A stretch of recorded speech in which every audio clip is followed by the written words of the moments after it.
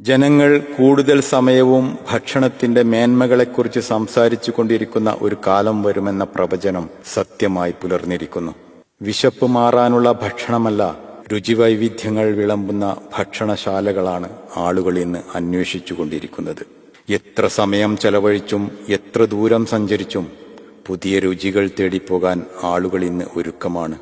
കല്യാണ വീടുകളിലും പാർട്ടികളിലും പല നിറത്തിലും രുചികളിലും നിറച്ചുവെച്ചിരിക്കുന്ന വെൽക്കം ഡ്രിങ്ക്സ് മുതൽ തീന്മേശകളിൽ ധാരാളിത്തത്തോടെ നിരത്തിവെച്ചിരിക്കുന്ന പരസ്പര വിരുദ്ധങ്ങളായ വിഭവങ്ങളും അതുകഴിഞ്ഞ് പുറത്തിറങ്ങുമ്പോൾ ലഭിക്കുന്ന ഡെക്കറേറ്റഡ് പലഹാരങ്ങളും ക്രീമുകളും കഴിച്ച് അതിഥികൾ തളർന്നു പോകുന്നു.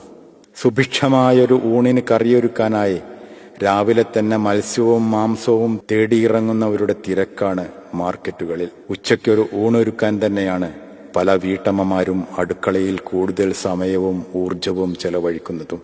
പുതുമയുള്ള പേരുകളിൽ, വർണ്ണങ്ങളിൽ, ആകൃതികളിൽ ആഹാരമുണ്ടാക്കുകയും അത് കാണിക്കുകയും ചെയ്യുന്ന വീഡിയോകൾക്കാണ് യൂട്യൂബിൽ ഏറ്റവും കൂടുതൽ പ്രേക്ഷകരുള്ളത്.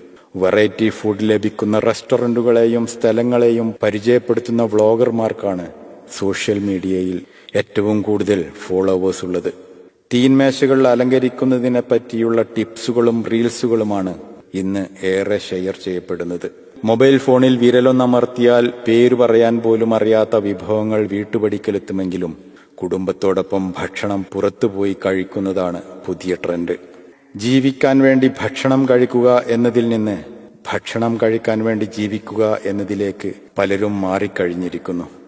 ഗ്രാമങ്ങളിൽ പോലും ഇന്ന് വിരലിലെണ്ണാവുന്നതിലുമധികം ഫുഡ് ഔട്ട്ലെറ്റുകളും അത്ര തന്നെ മെഡിക്കൽ ഷോപ്പുകളുമുണ്ട്.